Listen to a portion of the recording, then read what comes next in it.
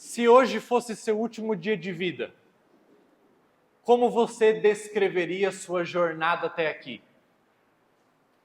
Se hoje fosse seu último dia de vida, como você avaliaria a sua vida?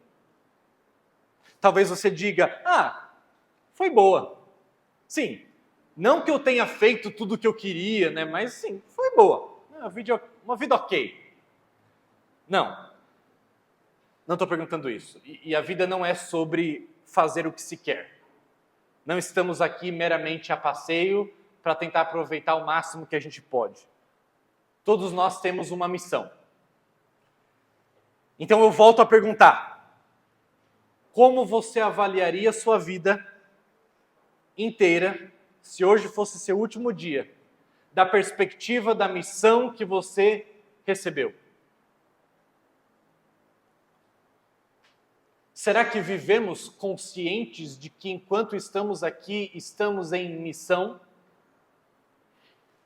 Será que se esse fosse o nosso último dia, teríamos alegria e confiança em apresentar o que fizemos da nossa missão a Deus?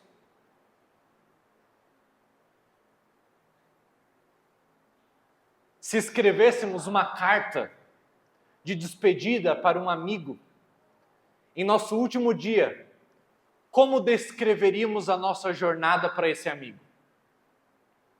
E que conselhos daríamos para talvez um amigo muito mais novo que estivesse começando a sua jornada? Alguém fez isso na Bíblia. O apóstolo Paulo, perto dos seus últimos dias, ou nos seus últimos dias, descreveu a sua jornada, bem como deu conselhos para um amigo dele, que estava começando a sua. E eu quero convidar toda a igreja a ler comigo o texto que se encontra em 2 Timóteo, segunda epístola de Paulo a Timóteo, capítulo 4. Leremos os 8 primeiros versículos. 2 Timóteo 4, versículo 1 até o 8.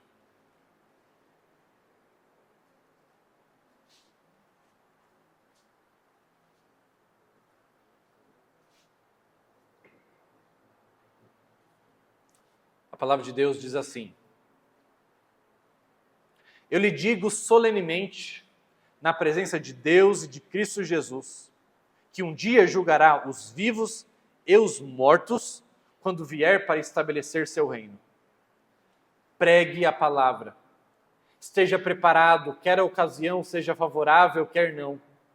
Corrija, repreenda e encoraje com paciência e bom ensino, pois virá o tempo em que as pessoas já não escutarão o ensino verdadeiro.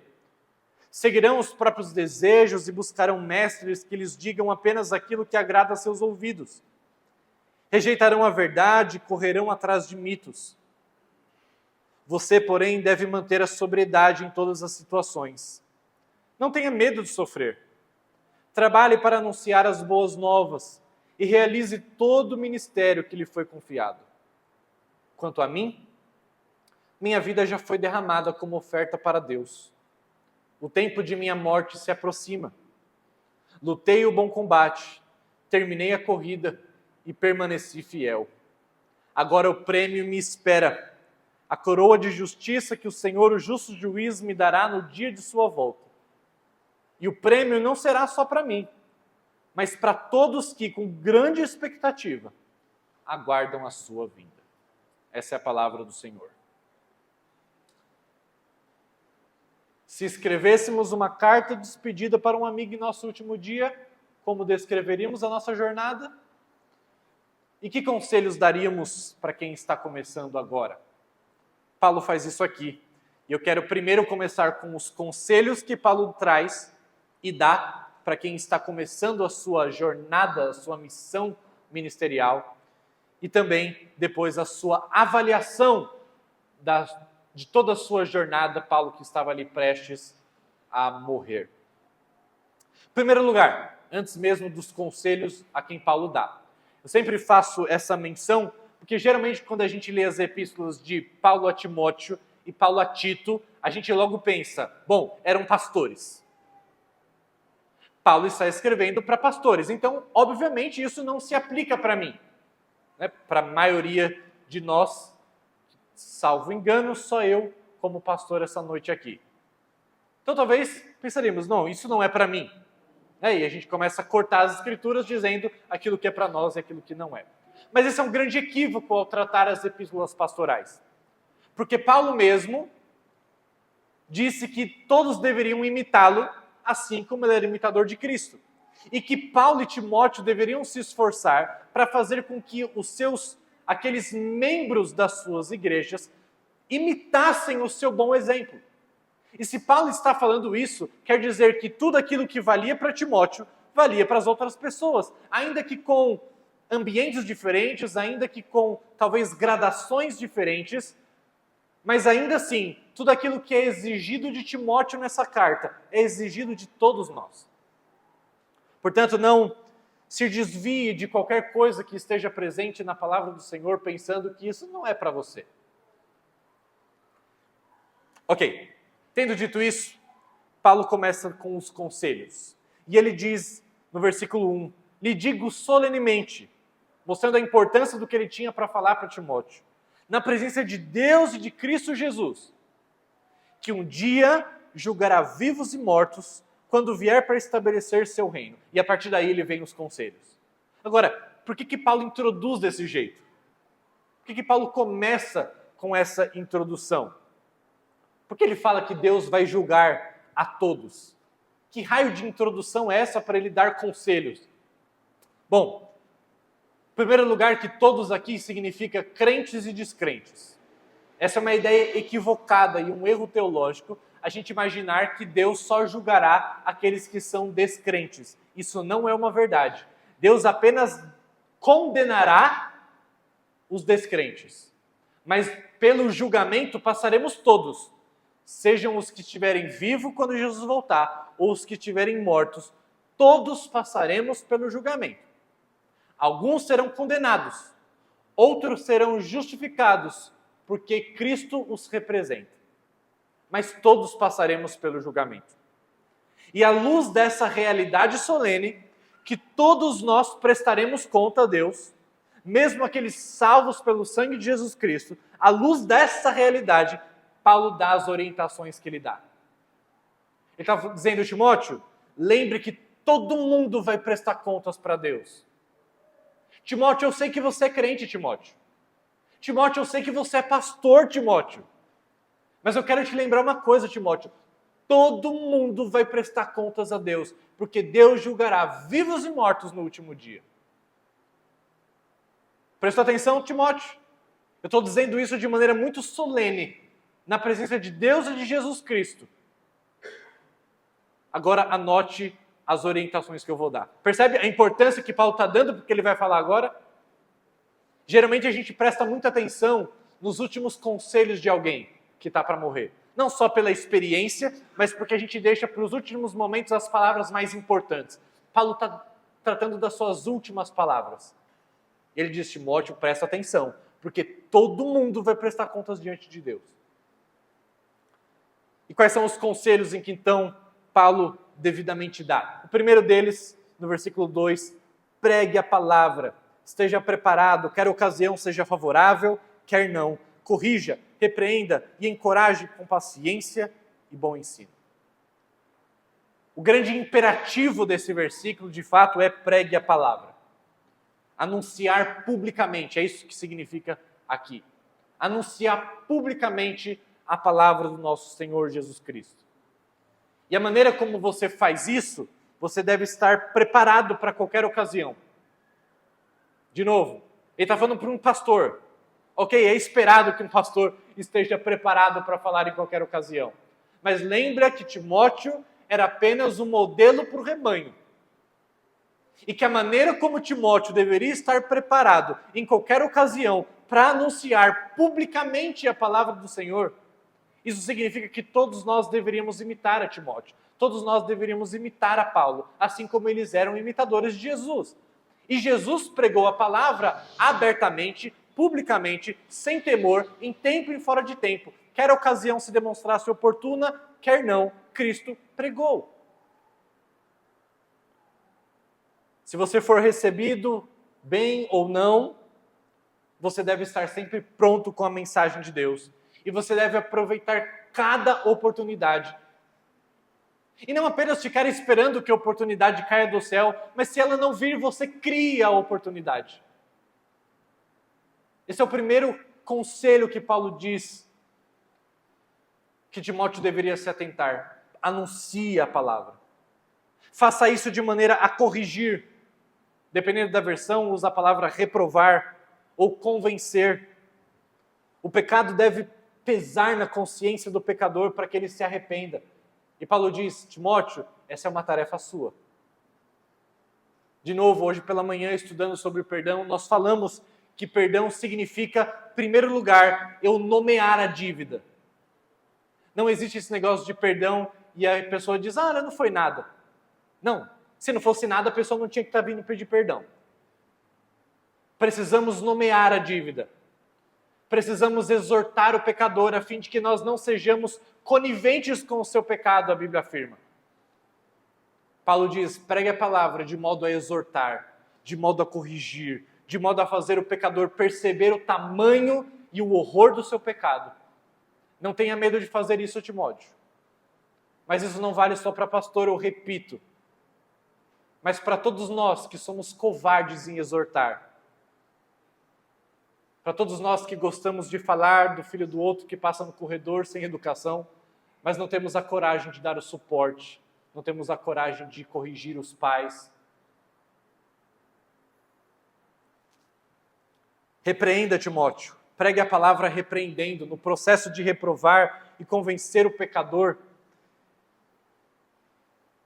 Não apenas reduza a mostrar a gravidade do pecado, mas faça que a pessoa volte para o caminho correto. Encoraje, Timóteo, com paciência. Encoraje, Timóteo, com bom ensino. Não obstante, as demandas do amor devem ser plenamente satisfeitas. Eu devo corrigir, eu devo exortar com coragem, mas ao mesmo tempo repleto de amor, de paciência, de longanimidade, de bom ensino, com paciência suprema e com uma esmerada atividade pedagógica. Todo cristão deve se esmerar por ensinar de maneira clara, correta. Ainda que todos nós não exerçamos o ensino da mesma maneira, nem todos nós ocuparemos este lugar aqui à frente. Nem todos nós pegaremos em microfones. Mas anunciar publicamente não depende de microfones ou púlpitos. Jesus Cristo não precisou dessas coisas. Todos nós, ainda que não somos chamados por Deus a exercer o mesmo tipo de ensino, todos nós somos chamados a ensinar. Que seja um filho, uma filha, que seja um discípulo que você está fazendo, seja um neófito, seja alguém que precisa de exortação, todos nós somos chamados a ensinar. Essa tarefa não é destinada apenas a pastores, ao clero, aos missionários, aos presbíteros.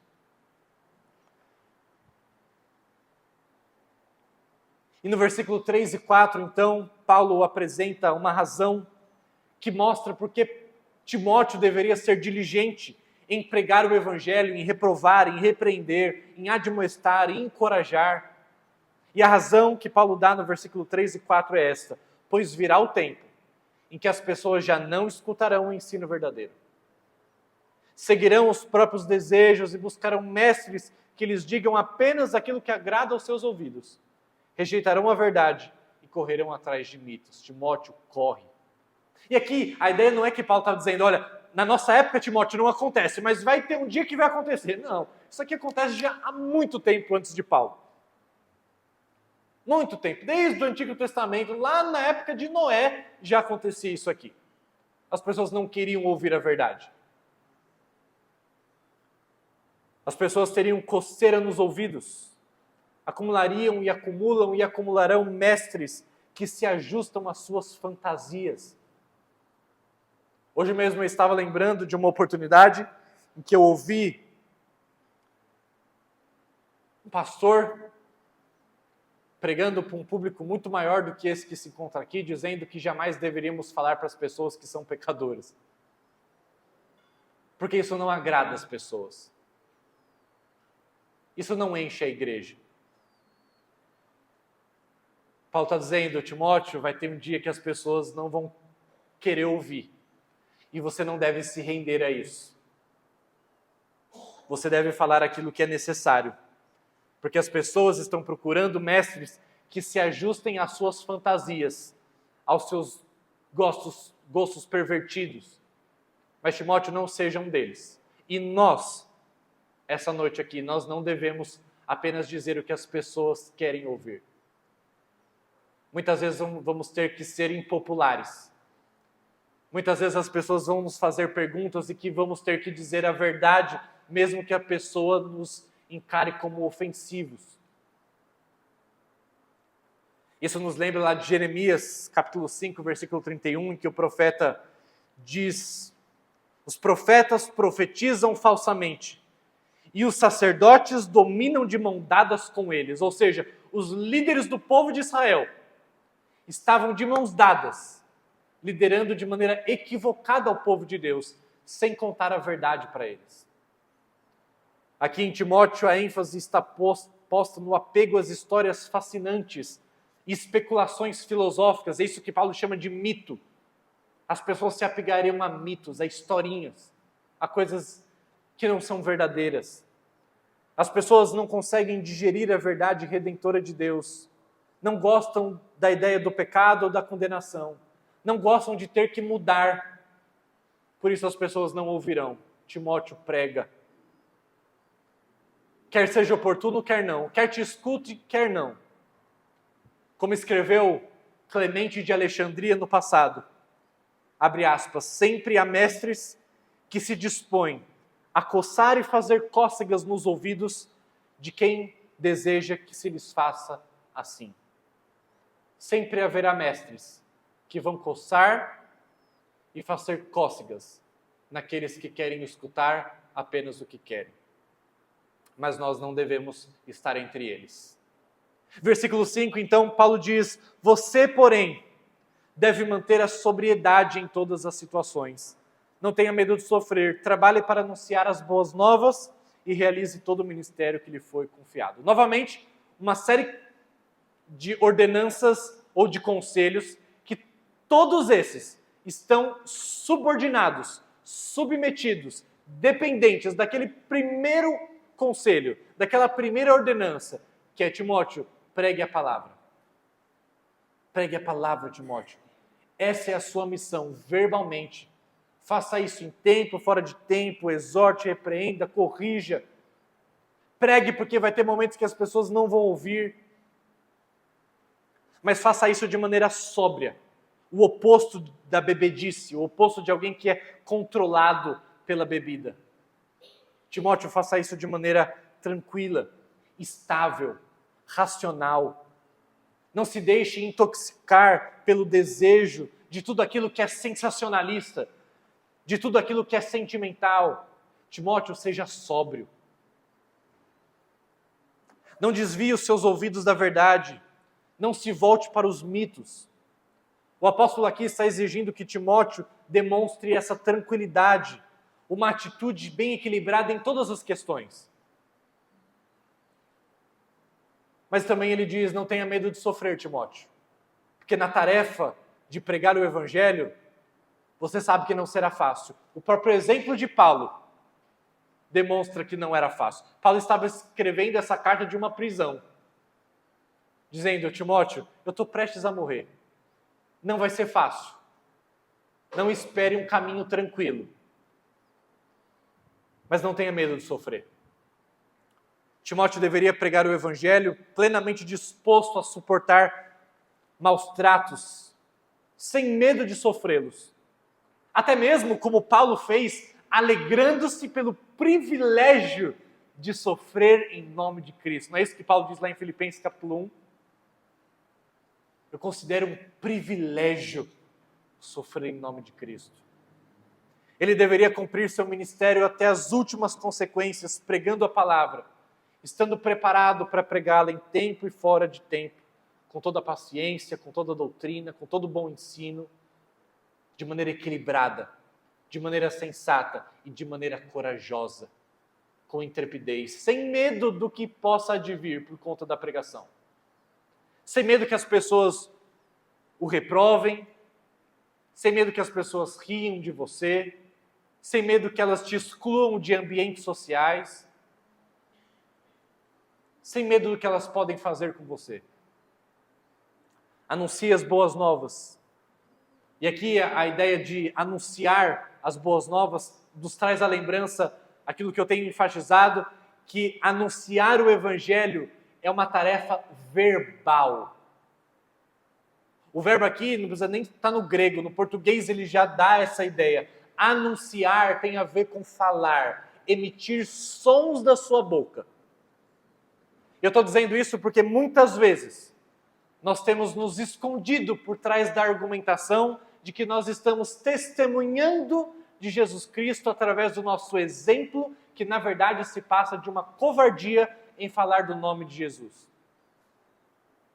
Meus irmãos, se fosse suficiente o nosso exemplo, eu me pergunto por que irmãos têm morrido ao redor deste mundo, em lugares de perseguição religiosa, por anunciarem verbalmente o Evangelho, quando eles poderiam ficar calados e apenas dando bom exemplo. Bom exemplo não salva ninguém. Bom exemplo sozinho só faz as pessoas te aplaudirem.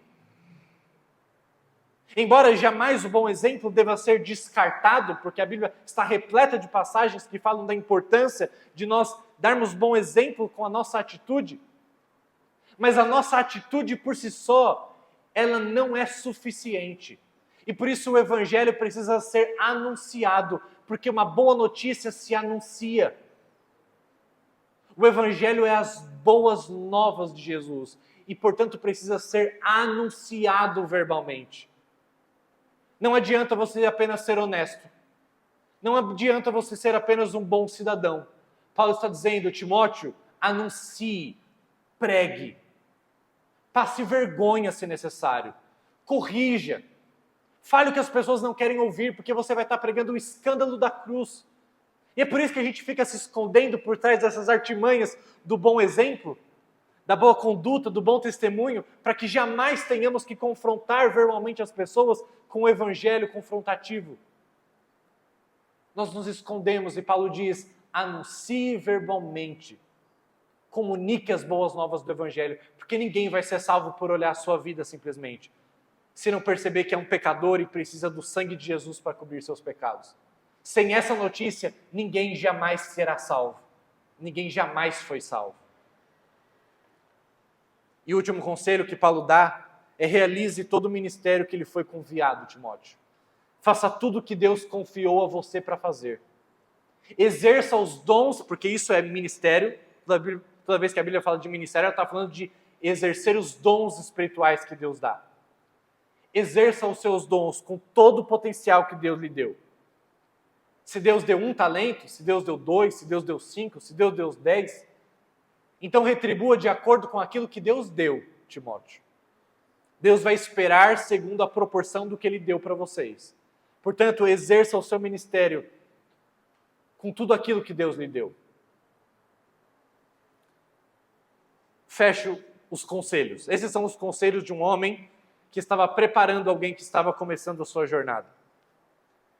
Mas qual que é a avaliação que Paulo faz da sua vida naqueles seus últimos dias?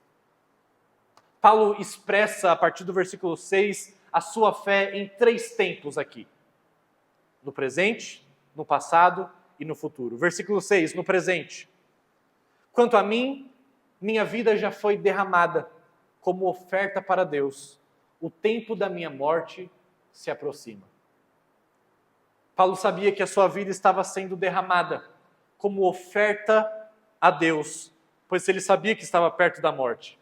E aqui não tem como ler esse versículo e não lembrar daquilo que Paulo tinha escrito há muitos anos antes deste momento, dessa carta, quando lá em Romanos capítulo 12, versículo 1, ele diz, irmãos, eu suplico-lhes que entreguem o seu corpo a Deus, por causa de tudo que Ele fez a vocês, que seja um sacrifício vivo, santo e agradável a Deus. E Paulo estava dando um bom exemplo de alguém que estava cumprindo com aquilo que ele estava aconselhando. Ele não apenas disse para aquela igreja em Roma: entreguem o corpo de vocês como sacrifício a Jesus. Ele agora, no final da sua vida, ele diz: foi o que eu fiz. A minha vida está sendo derramada como sacrifício, como oferta a Deus, porque esse é o meu culto racional. Por isso que eu estou morrendo, por isso que eu estou preso, e por isso que eu serei morto em breve, porque eu estou oferecendo a minha vida em sacrifício a Deus. O sacrifício que Cristo fez por nós, de uma vez por todas, ele é fundamental, essencial e não pode ser substituído. Mas uma vez que ele tenha feito esse sacrifício por nós, ele diz: nós devemos entregar a nossa vida sacrificialmente pela sua causa, pela sua missão. E Paulo fez isso. E Paulo expressa a sua fé. Paulo está perto da morte, mas não está com medo. Paulo está dizendo que a sua vida está terminando, mas não está reclamando. Paulo não está apavorado, como muitos de nós ficamos com um singelo sinal de que alguma coisa não vai bem com a nossa saúde. Paulo não está com medo. Paulo está expressando a sua fé. Como ele faz, por exemplo, em Filipenses, quando ele fala da morte do crente como uma partida para estar com Cristo, o que é incomparavelmente melhor. E que o morrer em Cristo é lucro. E Paulo está experimentando isso nos últimos dias de vida, sem reclamar, sem medo. Ele está dizendo: a hora da minha partida é chegada. Mas não precisa chorar. Não há motivos para o desespero. Em outro lugar, a Escritura diz que a morte dos filhos de Deus é preciosa aos seus olhos. Preciosa. Não há motivo para terror, não há motivo para desespero, não há motivo para preocupação. A fé que Paulo está vivenciando no presente dele, com sobriedade e sem medo do sofrimento, é exatamente aquilo que ele acabou de aconselhar Timóteo. Ele não disse para Timóteo: Timóteo, seja sóbrio, Timóteo, não tenha medo de sofrer. Paulo está fazendo exatamente isso. E aí no versículo 7, então, Paulo expressa e faz um resumo da sua fé quanto ao passado agora, não mais quanto ao presente. Quando Paulo diz no versículo 7, lutei o bom combate, terminei a corrida e permaneci fiel. Quando Paulo resume assim o seu passado, eu quero te convidar a pensar que a glória não estava nele, mas no Senhor. E por que isso? Porque ele está relatando a graça, o resultado dela, que tinha feito no seu coração, a ponto de tornar alguém que era perseguidor da igreja, ser perseguido por amor a Jesus Cristo. Aquele que perseguia o Senhor agora estava sendo perseguido, mas ele lutou o bom combate por conta do evangelho da graça que o alcançou. Ele correu a corrida porque o evangelho da graça tinha o alcançado. Daí a não ênfase no eu, embora talvez, dependendo da sua versão, esteja aí: eu lutei o bom combate, eu terminei a corrida, eu permaneci fiel. Essa não é a ênfase do grego. A ênfase do grego não está na primeira pessoa do singular. A ênfase do grego está no combate, na corrida, na fidelidade, que não é meramente fruto do esforço de Paulo, mas da ação da graça em sua vida. E o combate aqui aponta para a ideia de um grande esforço na luta contra um inimigo. Um esforço, novamente, conduzido pela graça de Deus, mas ainda assim, algo que valeria a pena lutar.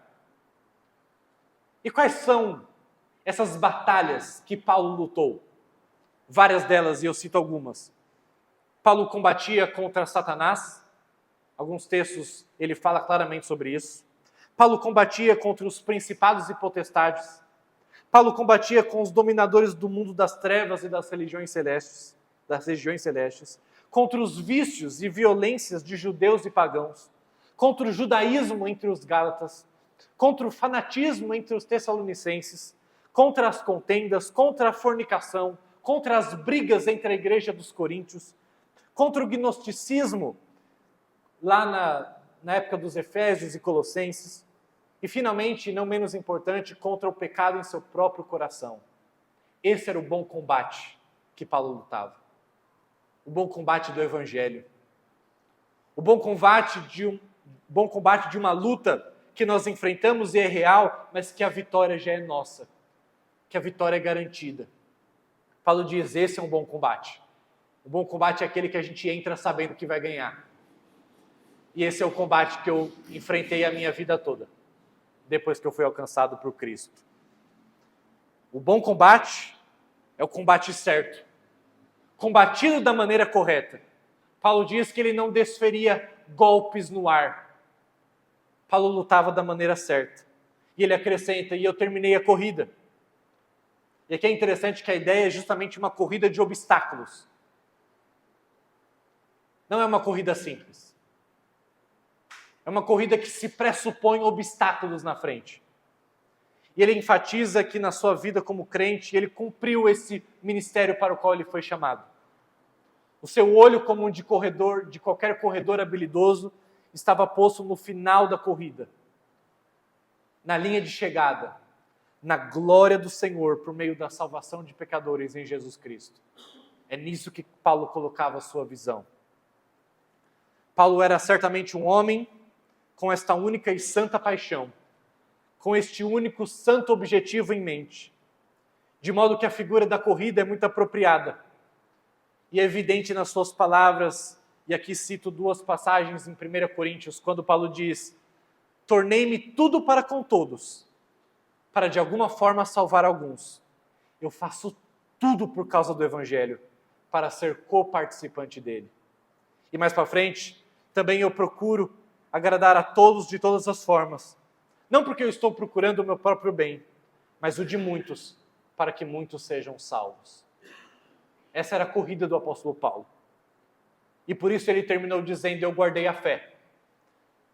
Em outras palavras, Paulo estava dizendo, embora os obstáculos não tenham sido fáceis, eu guardei a minha confiança pessoal em Deus.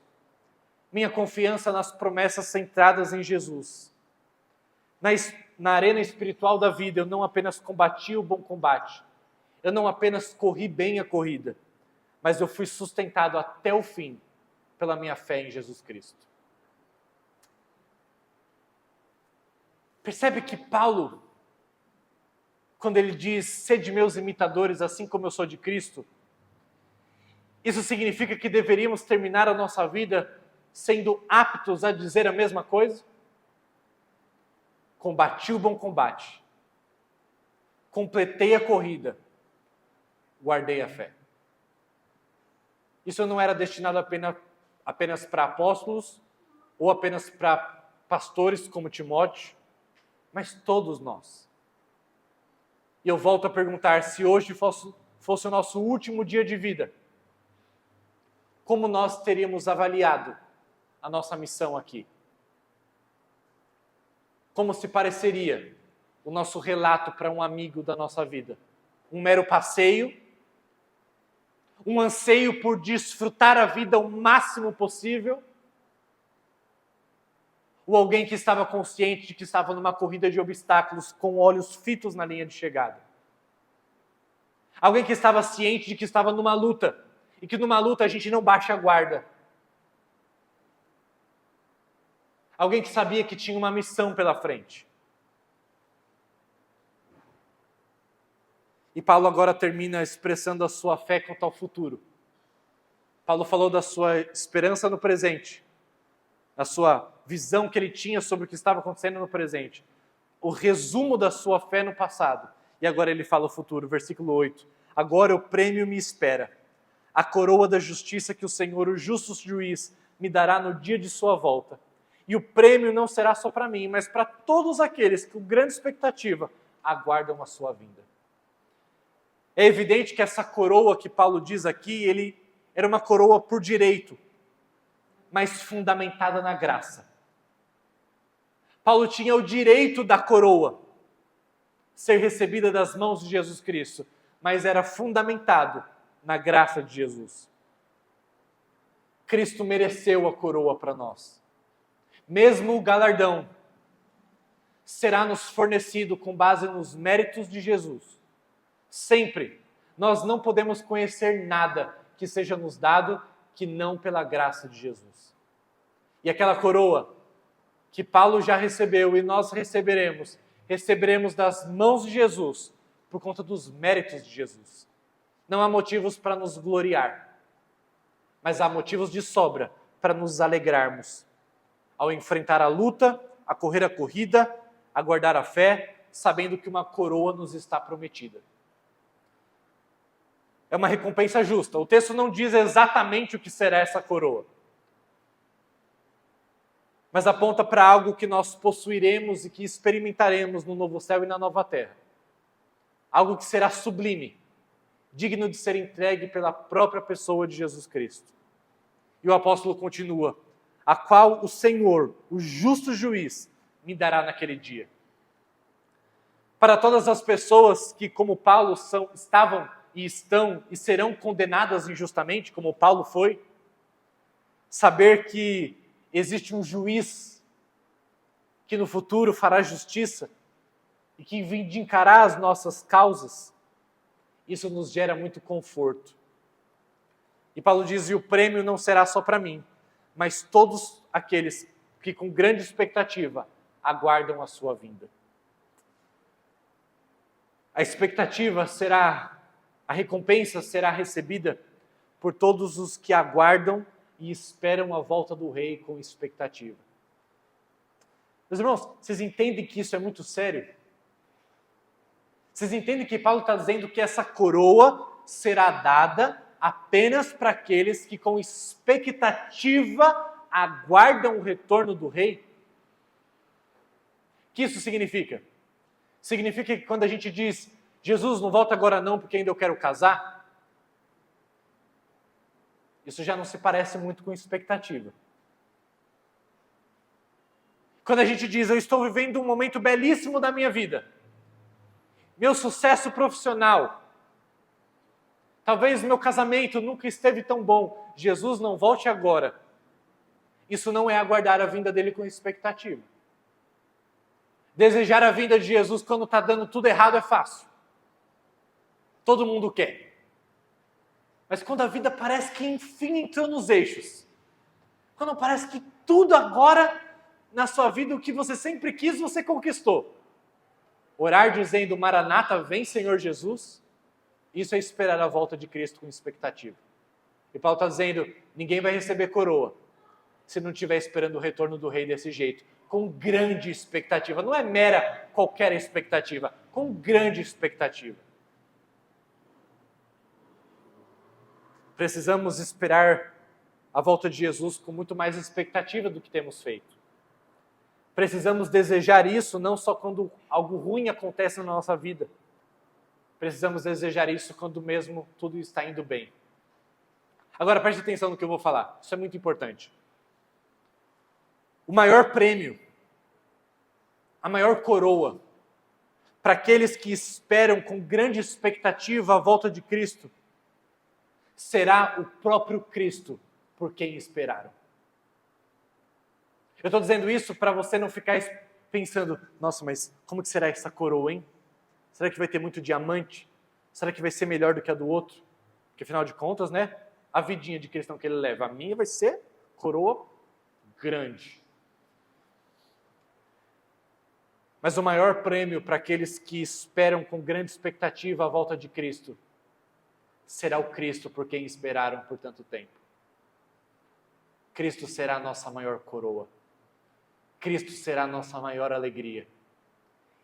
E é por isso que Paulo diz que a coroa só será dada por aqueles que esperam com tamanha expectativa. De todos os indícios de que alguém ama o Senhor, um dos melhores é o fervoroso anseio de que Ele volte. Porque tal pessoa está pensando não apenas em si mesmo, mas não está pensando apenas na sua glória pessoal, mas está pensando no seu Senhor e na exposição da glória dEle. Esse é um dos maiores indícios de que nós de fato amamos o nosso Rei e Senhor Jesus. Agora, terminando essa mensagem, eu quero te fazer um alerta muito importante. Se você já dormiu, se você já está viajando agora, pensando no que você vai comer depois, eu peço que você volte a sua atenção agora. Porque é um grande risco de lermos esse texto, assim como lermos vários e todos os outros textos das Escrituras, com a ótica de que a Bíblia é um livro de bons exemplos que devem ser imitados ou de maus exemplos que devem ser rejeitados.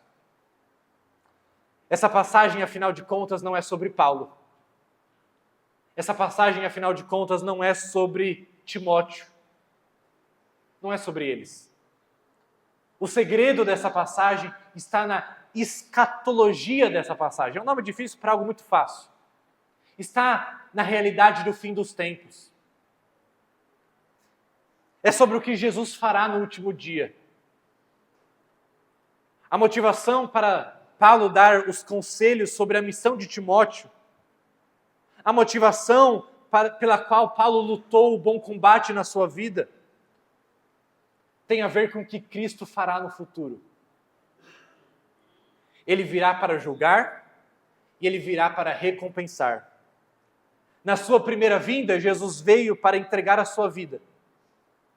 Mas na sua segunda vinda, ele virá para entregar a punição para alguns e a recompensa para outros, perdoando os nossos pecados e nos libertando para uma vida de autoentrega pela causa do Evangelho.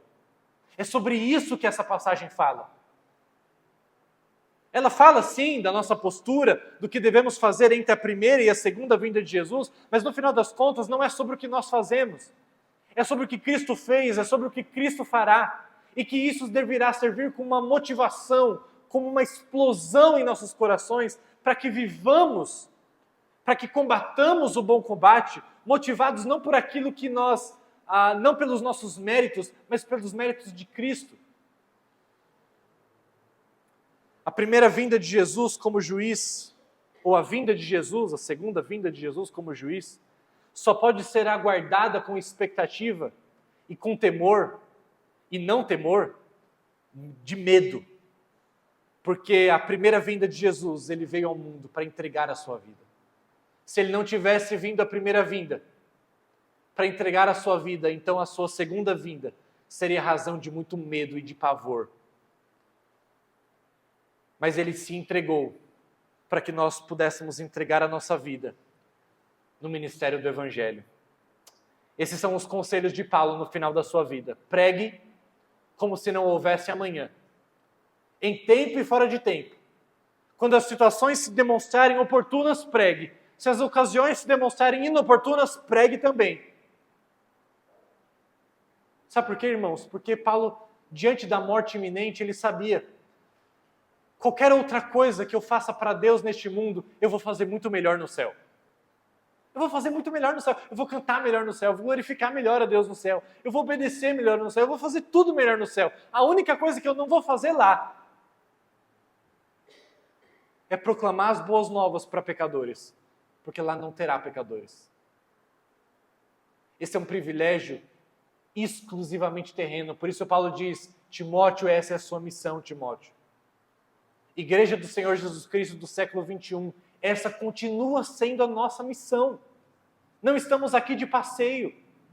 E motivados pela graça passada, e motivados pela graça futura, pela coroa que nos está reservada, entregues nas mãos do próprio Senhor Jesus Cristo, nós devemos pregar o Evangelho, oportunamente ou não. E Paulo avaliou a sua jornada como tendo lutado o bom combate, e esperava e estava de olho na recompensa. Eu quero terminar fazendo as seguintes perguntas. Como viveremos a nossa vida daqui para frente? O passado ficou para trás, só nos resta pedirmos perdão a Deus pela maneira como conduzimos a nossa vida até aqui. Mas como viveremos daqui em diante?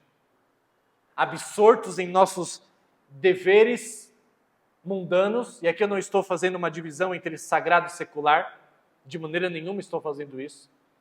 A maneira como você lida com a sua casa, com os seus afazeres domésticos, no seu trabalho, tudo isso glorifica ao Senhor. Mas como viveremos a nossa vida à luz da missão que temos exclusivamente para este mundo? Com qual frequência pregaremos o Evangelho? Que combate enfrentaremos? Que lutas travaremos sem medo de sofrer? E a última pergunta, com que expectativa viveremos? pelo que nós viveremos dia após dia, ansiando e desejando? As coisas deste mundo ou o retorno do nosso Rei? Vamos orar. Senhor Deus, obrigado pela Tua palavra. Obrigado porque ela nos desafia, porque ela nos corrige em tempo. Deus, nós estamos em variadas idades aqui, mas certamente todos nós já desperdiçamos muito tempo da nossa vida, não cumprindo a nossa missão.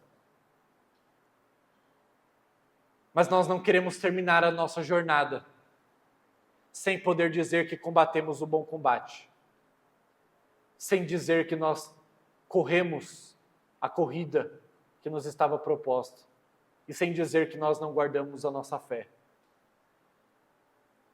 Deus, ajuda-nos. Traz-nos a consciência da importância da missão que o Senhor tem nos dado. Nós não estamos aqui a passeio, Deus. Convence o nosso coração disso. Dá-nos intrepidez, dá-nos coragem, dá-nos disposição de sofrer pelo Teu nome. E que aguardemos com expectativa grande a volta do Senhor Jesus Cristo. E que estejamos preparados para o seu retorno. Que se há alguém entre nós essa noite que ainda não assinou um termo de paz com o Senhor por meio do sacrifício de Cristo, que isso aconteça essa noite. Pois assim te pedimos em nome de Jesus. Amém.